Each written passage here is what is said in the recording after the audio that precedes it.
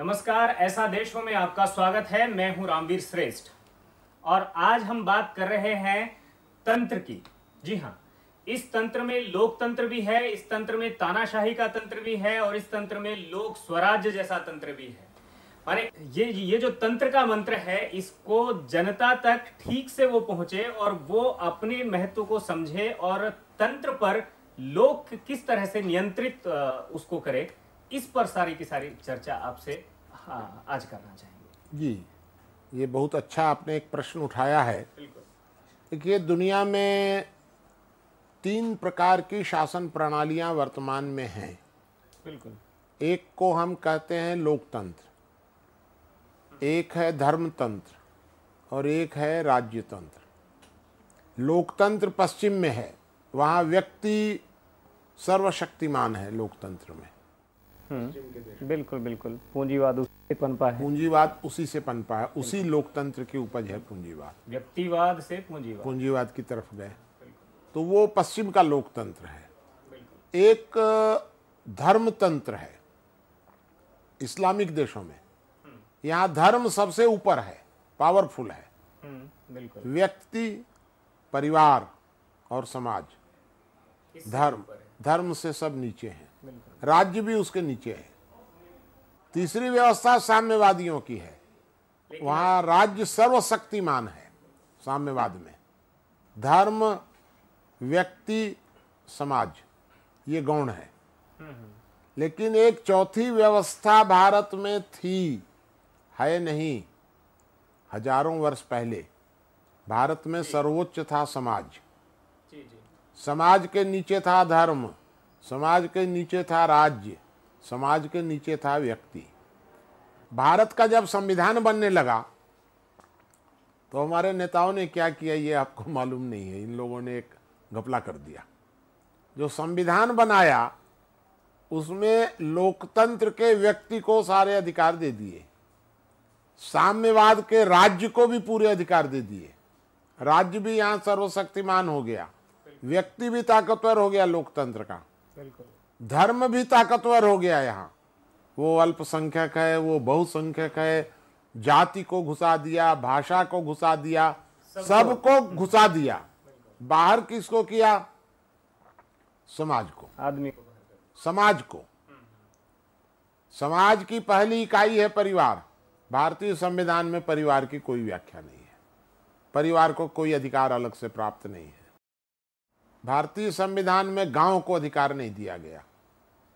संविधान बनाने वालों ने धर्म को मान्यता दे दी, राज्य को पावर दे दिया, व्यक्ति को दे दिया। बाहर किसको कर दिया? गांव को बाहर कर दिया। पंचायती राज में आकर के ये तो बाद में जो संविधान संशोधन 73वां 74वां हुआ है, तब ये तो आकर के और राजीव गांधी के कार्यकाल में इसका विचार उठा। नरसिंह राव के टाइम में पास हुआ 1993 में। और पास करने के बाद भी इन लोगों को बड़ा भारी अफसोस है कि हम लोगों ने ऐसा कर दिया। तो ये एक खास बात है।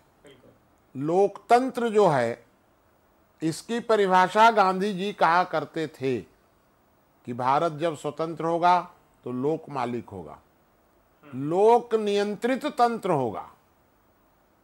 हमारे नेताओं ने बदल के क्या कर दिया? लोक नियुक्त तंत्र। बिल्कुल बिल्कुल। लोक नियुक्त और लोक नियंत्रित में बहुत अंतर होता है। अपॉइंटेड बाय पीपल, हाँ, और उसके बाद जो है मैंने कंट्रोल्ड बाय नहीं, अपॉइंटेड बाय पीपुल तो है।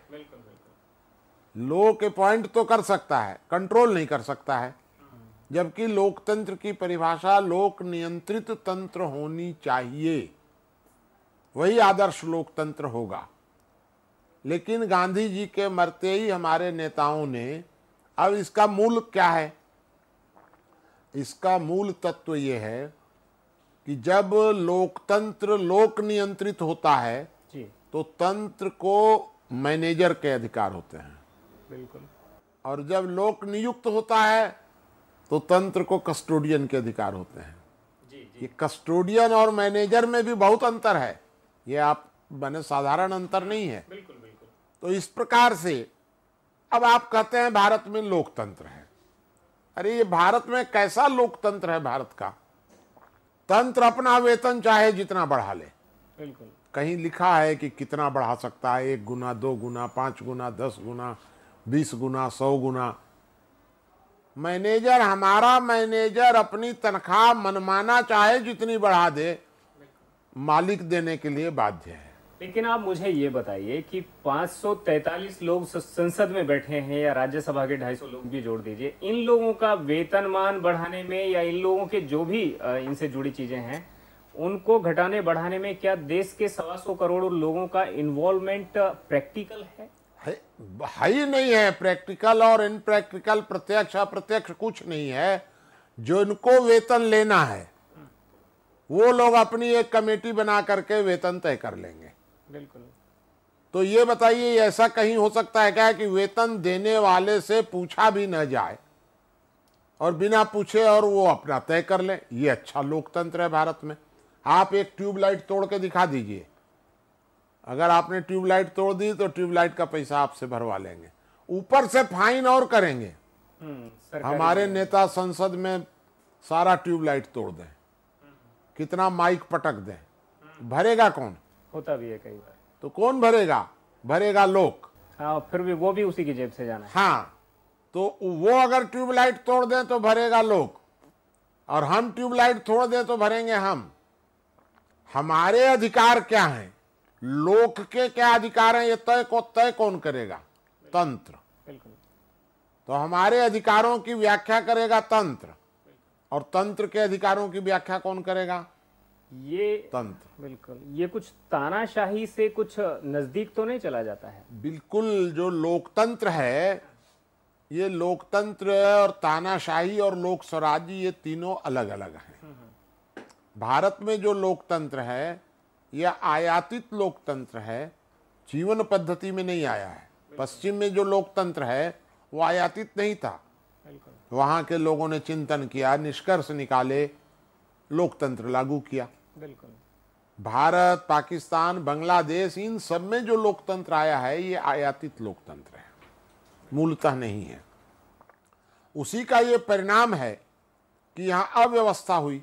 लोकतंत्र जब भी केंद्रीयकरण की दिशा में बढ़ता है तो अव्यवस्था पैदा होती है, और उस अव्यवस्था का समाधान क्या होता है? तानाशाही।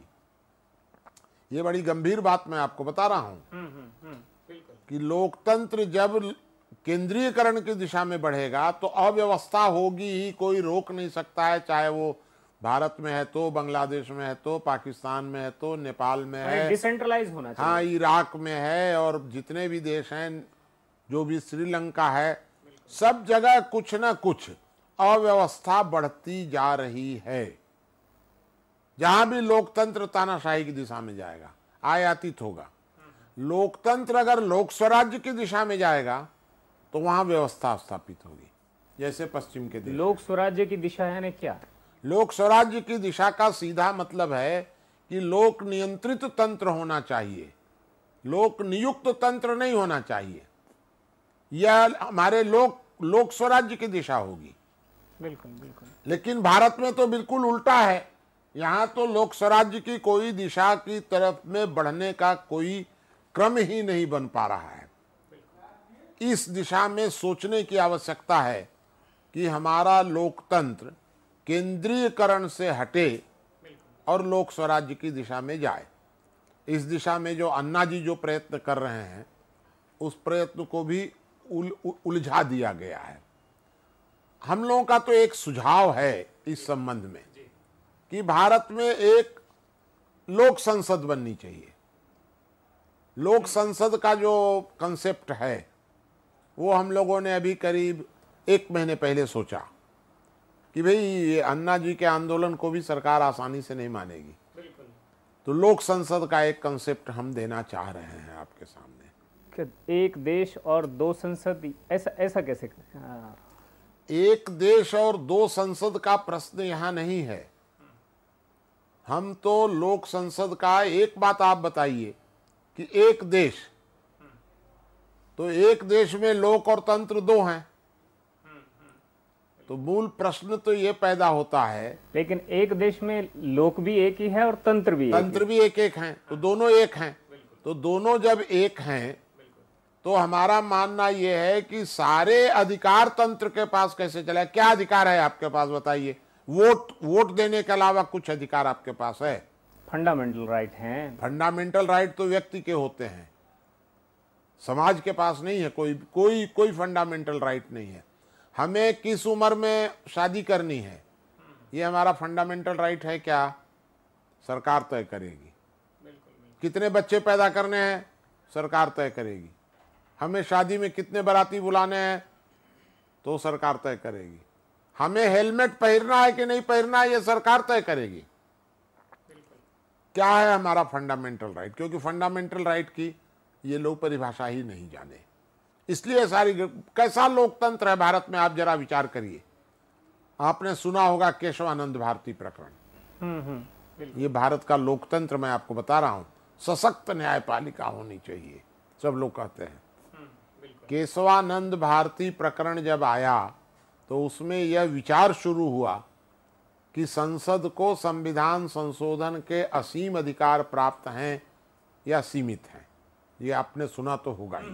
बिल्कुल, सर्वोच्च संसद। हाँ, बिल्कुल। तो ये मामला जब उठा तो वहां 13 के 13 न्यायाधीश बैठे, सुप्रीम कोर्ट के 13 न्यायाधीश, और 13 न्यायाधीश मिलकर के विचार करने लगे कि संसद को संविधान के मूल ढांचे में संशोधन का अधिकार है या नहीं है। 6 न्यायाधीशों ने कह दिया कि है, और 7 ने कहा कि नहीं। 7 ने कह दिया नहीं है। एक न्यायाधीश के अंतर से ये लोकतंत्र की परिभाषा बदल गई।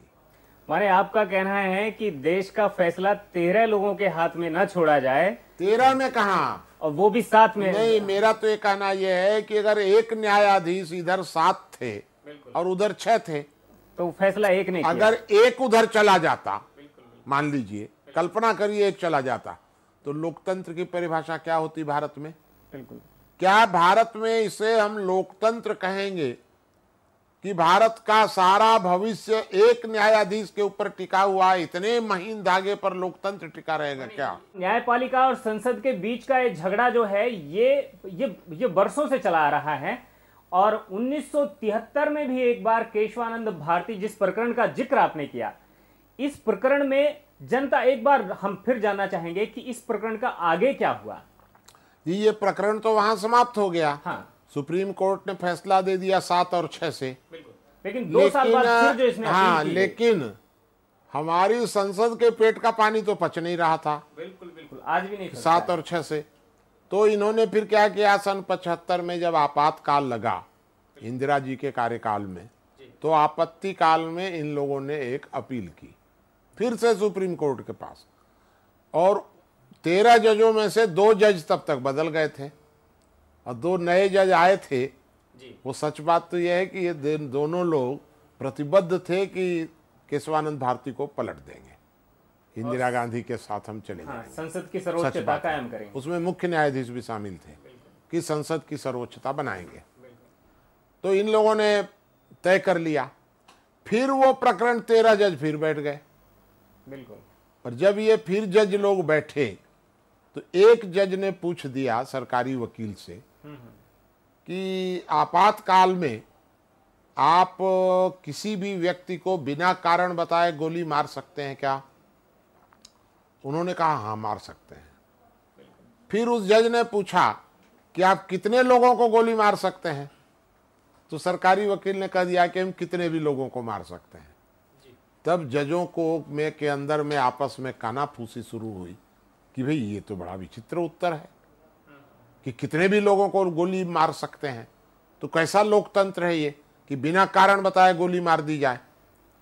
तब जो मुख्य न्यायाधीश थे, जो इसको पलटना चाहते थे, उनको ऐसा दिखा कि कहीं मतदान में फिर गड़बड़ न हो जाए जैसा पिछली बार हुआ था, तो उन्होंने उसको स्थगित कर दिया कि अच्छा चलो इसको भंग कर दिया उन्होंने बैठक। आप जरा सोचिए कि राजनेता कितना माने श्रूड होता है, किस तरह कितना दांव पेच चलता है कि फिर से 13 जज केशवानंद भारती के बाद में फिर से उस प्रकरण पर विचारार्थ खोला गया वो तो थोड़ा सा प्रश्नोत्तर में गड़बड़ा गया। अब इसलिए मेरा ये कहना है कि ये लोकतंत्र है ही नहीं। जहां के लोकतंत्र को हिटलर ने क्या किया था वहां, इसी प्रकार तो संसद में कुछ का कुछ पारित करा करके वो सारे अधिकार ले लिए थे। आपने शायद सुने होंगे, बिल्कुल पढ़ा है मैंने। उसी प्रकार से भारत में भी होने जा रहा था। तो यह लोकतंत्र कैसा लोकतंत्र है भारत में कि जहां तंत्र जो है वो जब चाहे तब मनमाना। हम तो तंत्र की दया पर निर्भर हैं। सारा वेतन वो बढ़ा लें, सारा माल मलाई वो खा जाए, जूठन छोड़ दें तो हमारे पास है। हमारे क्या अधिकार है वो तय करेंगे हमारे सारे अधिकार, हम उनके अधिकार नहीं तय कर सकते हैं।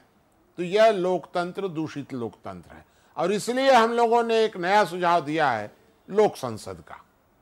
अब आप जानना चाहेंगे शायद, पहले भी खड़ा किया था कि हाँ, एक देश में दो संसद पैरेलल किस तरह से काम तो करेंगे और दोनों के कार्य का विभाजन क्या होगा। तो मैं आपको फिर से बताऊं कि लोक संसद का पहली बात तो यह कि लोक संसद चुनी कैसे जाएगी। तो मेरे विचार से वर्तमान समय में जब संसद का चुनाव होता है तो जो 543 लोग जिस प्रकार चुने जाते हैं उसी तरह 543 और लोग उसी के साथ चुने जाएंगे। जो वोट देंगे वो हम दो बटन दबाएंगे, एक वर्तमान सांसद के लिए, एक लोक संसद के लिए। ये तो हो गया वोट। जो लोक संसद के लिए जो चुना जाएगा वह किसी राजनीतिक दल के चुनाव चिन्ह से नहीं खड़ा होगा, भले ही वो राजनीतिक दल का व्यक्ति हो, इसमें कोई दिक्कत नहीं है, लेकिन चुनाव चिन्ह सबके इंडिपेंडेंट होंगे। दूसरी बात हम लोगों ने कर दी। तीसरी बात हम लोगों ने ये तय की है कि जो लोक सांसद चुना जाएगा उसका वेतन भत्ता नहीं होगा। जब उसे बुलाया जाएगा किसी मीटिंग के लिए तो भत्ता दे दिया जाएगा। अब प्रश्न उठता है कि काम क्या होगा लोक संसद का। लोक संसद को केवल 5% काम दिए गए हैं, 95% सारा काम वर्तमान संसद के पास है। केवल नाम मात्र के 5 हैं। पहला है संविधान संशोधन का। आप जरा सोचिए तो जी, कार्यपालिका पर संसद का नियंत्रण है वर्तमान में, वो मंत्रिमंडल के माध्यम से कार्यपालिका के कार्यों में हस्तक्षेप करती है। विधायिका पूरी की पूरी संसद के पास है, सब प्रकार के कानून संसद बना सकती है। जी जी, और संविधान संशोधन भी संसद के पास ही रहेगा, तो बाकी फिर लोक के पास क्या रहेगा। संविधान ऊपर है, अगर संविधान के अंतर्गत संसद कार्य करती है तो उसको संशोधन करने के असीम अधिकार प्राप्त नहीं हो सकते। यानी आपका कहना है कि संविधान में संशोधन का अधिकार लोक संसद के पास है। हाँ, संविधान संशोधन के अधिकार वर्तमान संसद और लोक संसद जब दोनों सहमत होंगे तो संविधान संशोधित होगा। एक काम हमने दिया है। दूसरा काम हमने ये दिया है कि जब वर्तमान राजनेताओं की, न्यायपालिका के लोगों की, कार्यपालिका के लोगों की के भ्रष्टाचार की समीक्षा के लिए लोकपाल की नियुक्ति करने जा रहे हैं, बिल्कुल, तो लोकपाल को चुनेगा कौन? तो चुनेंगे यही लोग, वर्तमान न्यायपालिका के लोग और विधायिका के लोग। ये लोग लोकपाल की नियुक्ति करेंगे, तो जिसकी जांच करना है वही नियुक्ति करेगा। लोकपाल की नियुक्ति के लिए तो 7 लोगों का अलग तरह का एक पैनल बने, अलग तरह का जो पैनल बन रहा है उसमें कौन लोग हैं? 2 न्यायाधीश, तो एक विपक्ष का नेता, एक लोकसभा अध्यक्ष, तो राज्यसभा से कोई, ऐसे यही लोग ना है आखिर। तो मूल प्रश्न तो ये खड़ा होता है कि इन्हीं के ऊपर तो सारी तलवार लटकनी है। लेकिन लोक संसद में जो चुने जाएंगे वो भी तो इन्हीं में से होंगे ना आखिर। नहीं, वो तो समाज से होंगे, क्योंकि वो तो समाज में वेतनभोगी वो नहीं भी है। किसी ना किसी पॉलिटिकल पार्टी से बिलोंग तो कर ही रहे होंगे। हो सकता है कि किसी पॉलिटिकल पार्टी के न भी हों, क्योंकि एक बात आप ये आप समझिए कि लोक संसद को हम लोग कुल 5 काम दे रहे हैं। तो 5 काम में एक तो हम लोगों ने संविधान संशोधन दे दिया, एक दे दिया लोकपाल की नियुक्ति। तीसरा काम हम ये देने जा रहे हैं कि वर्तमान सांसद या न्यायपालिका के लोग अपना वेतन स्वयं नहीं बढ़ा सकते हैं, उनको लोक संसद की स्वीकृति चाहिए। स्वतंत्र वेतन भत्ता नहीं बढ़ा सकेंगे, तो यहाँ एक अंकुश लगेगा। 3 काम हो गया। चौथा काम हम दे रहे हैं लोक संसद को कि राइट टू रिकॉल का कोई प्रावधान लोक संसद बनावे। यह लोक संसद बनाएगी, वर्तमान संसद तो बनाएगी नहीं, क्योंकि राइट टू रिकॉल, अरे राइट टू रिकॉल हम जानते हैं कि जब जेपी आंदोलन के समय मुरारजी देसाई, अटल बिहारी वाजपेयी चुनाव के पहले घर घर में कहते थे राइट टू रिकॉल होना चाहिए, और जब ये लोग कुर्सी पर बैठे दोनों आदमी तो इन्होंने कहा राइट टू रिकॉल अव्यावहारिक है। कुर्सी पर बैठते ही इनको अव्यावहारिक दिखने लग गया।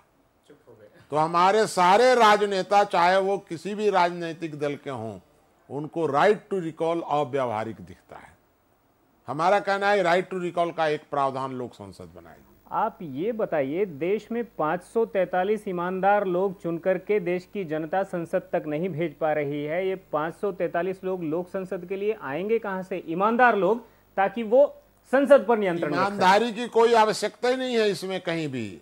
आप ये मान रहे हैं कि ईमानदार लोग वहां चुने जाने चाहिए। मेरा सारा प्रयोग किया हुआ है, रिसर्च किया हुआ है, पूरा अनुभव है इस बात का कि पावर करप्ट्स, मैंने सब करके देखा है भाई। सारे मैंने ट्रेनिंग दे दे करके लोगों को राजनीति में भेजा है, खुद से अपने घर में ट्रेनिंग दिया और ट्रेनिंग दे करके भेजा, और जब वहां पहुंचे तो भ्रष्ट हो गए। तो अब आप एक बात सोचिए कि पावर करप्ट्स, पावर को डिसेंट्रलाइज कर दीजिए। जी जी जी, पावर जितना एक जगह इकट्ठा होगा। इसलिए मेरा यह कहना है कि लोक संसद बनाने का उद्देश्य ये है कि वर्तमान संसद के पास जितना पावर है उस पावर में से बंटना चाहिए, और इसलिए हम ये 5 काम दे रहे हैं। 5वां काम हम ये दे रहे हैं कि मान लीजिए अभी न्यायपालिका और संसद के बीच में टकराव हो जाए, तो निपटारा का क्या प्रावधान है वर्तमान में? हाँ, उसमें पुल का काम करता है। हाँ, तो ये जो लोक संसद है ये संवैधानिक इकाइयों, चुनाव आयोग और संसद के बीच में कोई बात गड़बड़ा जाए तो बड़ी समस्या पैदा हो जाएगी, और इसलिए अगर ऐसी कोई बात होती है तो लोक संसद एक सामने आएगी। लेकिन लोक संसद सारे कामों में, सरकार के कामों में कोई दखल नहीं देगी। सरकार क्या कानून बनाती है, कैसे पालन करती है, कैसे कार्यपालिका काम है, लोक संसद का कोई काम नहीं है। लोक संसद के तो केवल 5 काम होंगे, ऐसे काम कि जिनसे लोक और तंत्र के बीच की दूरी घटे और लोक का नियंत्रण जो है वो मजबूत हो सके तंत्र हाँ, के ऊपर, तंत्र के ऊपर, माने लोक का नियंत्रण मजबूत हो या न हो, लेकिन तंत्र का नियंत्रण घटे लोक के ऊपर से। अभी तो एक कोई लोक का कोई नियंत्रण ही नहीं है। अगर 5 काम भी दे दिया जाएगा इनको, मान लीजिए हम लोग दे देंगे वर्तमान संसद से, अगर लोक संसद को दे देंगे, देखिए मैं जानता हूं, समझ रहा हूं कि वर्तमान संसद सुई के नोक भर जमीन देने को तैयार नहीं होगी। तो लोक संसद कैसे मान लेगी? तो लोक संसद को यह तो नहीं मानेगी, लेकिन जब इसको दिखेगा कि सारी जनता ही एकदम से इसके पक्ष में हो गई है, तो कहीं हमारी जड़ें ही न उखड़ जाएं। इसलिए ये हो सकता है कि थोड़ा सा दे दो भाई, हटाओ, जाने दो, लोक संसद की बात मान ले। मैं तो अन्ना जी से निवेदन कर रहा हूं कि अन्ना जी, ये भ्रष्टाचार कभी आप दूर नहीं कर पाएंगे। ये भ्रष्टाचार इस तरह से दूर होता नहीं है। और जो ये लड़ाई लड़ रहे हैं, अन्ना जी को चाहिए कि वो ये लोक संसद के मुद्दे को आगे लेकर के आगे क्या लोक संसद में जो लोग चुने जाएंगे ये भी उसी तरह से इलेक्शन में खड़े होंगे, उसी तरह से पैसा बहाएंगे, उसी तरह का करप्शन फिर एक बार और दोगुनी गति से फैलेगा? आपको मैं एक बात बता दूं कि राजनीति ये इसका व्यवसायीकरण हो गया है। तो कोई भी व्यक्ति पैसा तब लगाएगा जब उससे कई गुना आगे मिलने की उम्मीद होगी, और कई गुना मिलने की उम्मीद तब होगी जब पावर होगा। पावर तो इनके पास आ गए हैं। कहां, कौन से पावर आ गए? संविधान संशोधन के पावर आ गए। एक कल्पना करिए कि 5 पावर आ गए, और 95 तो वर्तमान संसद के पास हैं। तो वर्तमान संसद अगर 95 करोड़ रुपया गबन करेगी या खा जाएगी या भ्रष्टाचार कर लेंगे वो सांसद, तो ये लोग तो 5 करोड़ कर पाएंगे भाई, इससे ज्यादा तो कर नहीं पाएंगे। फिर वेतन तो इनका नहीं बढ़ेगा, वेतन बढ़ेगा वर्तमान संसद माने सांसद का। इनको कौन देगा घूस? तो मूल प्रश्न ये है कि इनके पास एक भी ऐसा अधिकार नहीं है कि जिस अधिकार के बल पर ये ब्लैकमेल कर सकें या पैसा कमा सकें।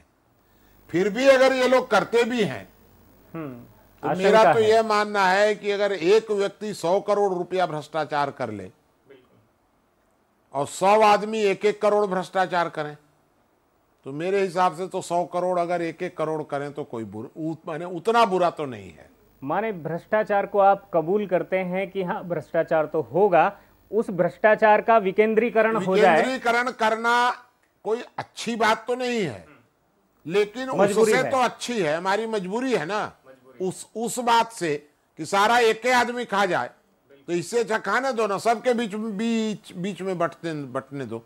तो पावर जब इस प्रकार बटेगा थोड़ा थोड़ा, हम तो एकदम थोड़ा सा काम लोक संसद को दे रहे हैं। क्या व्यवस्था परिवर्तन में ऐसी कोई व्यवस्था पर आपने रिसर्च नहीं किया है या कोई इस तरह के निष्कर्ष नहीं आए हैं सामने जहां ये जो आपने कहा कि 100 करोड़ अगर है तो 100 करोड़ को अगर 100 लोग खाते हैं तो वो बेहतर है कि एक ही आदमी 100 करोड़ को खा जाए? नहीं, मेरा ये उल्टा कहना है। हाँ, वो जो 100 लोग हैं वो 1-1 करोड़ ना खाएं, माने भ्रष्टाचार किसी भी स्तर पर ना हो, वो कहीं भी बुरा है। नहीं तो ऐसा अभी तक मैं नहीं खोज सका, ऐसा कोई मैकेनिज्म, ऐसा अभी तक मैकेनिज्म। वैसे तो मेरे विचार से तो पूरा का पूरा भ्रष्टाचार को रोकने का सीधा उपाय ये है कि कानूनों की मात्रा एकदम कम कर दी जाए। जी, आप जितना कानून बनाएंगे उतना ही भ्रष्टाचार के अवसर पैदा होते हैं। देखिए, मैं आपको बता दूं कि कुल भ्रष्टाचार रोकने की ताकत 2% होती है सरकार में, और आप भ्रष्टाचार पैदा करेंगे 20%, तो 18% तो भ्रष्टाचार बढ़ेगा ना। आप पैदा करेंगे 50%। तो कानून कम बनाइए, इतने कानून मत बनाइए, भ्रष्टाचार घटता चला जाएगा। माने लोक संसद इसका एक विकल्प है। हाँ, लोक संसद एक बहुत अच्छा विकल्प है, एक विकल्प नहीं। बिल्कुल। सारे माने तंत्र के अधिकारों में कटौती करके लोक के अधिकार बढ़ें, इसका एक अच्छा विकल्प ये है। बजरंग मुनि जी, आप हमारे स्टूडियो में आए, इसके लिए आपका बहुत बहुत धन्यवाद। बजरंग मुनि जी का ये तो मानना है कि भ्रष्टाचार जो है वो देश का रोग बन चुका है और उसकी दवा इतनी आसान नहीं है, लेकिन इतना जरूर है कि जिस लोक संसद के कंसेप्ट को उन्होंने एक्सप्लोर किया है, प्रसारित किया है, वो लोक संसद तंत्र पर नियंत्रित करने के लिए कारगर हथियार साबित हो सकती है और लोक का महत्व बढ़ा सकती है। इसी पर थी हमारी एक खास पेशकश। अगले हफ्ते फिर मिलेंगे एक नए मुद्दे के साथ, तब तक मुझे दीजिए इजाजत। नमस्कार।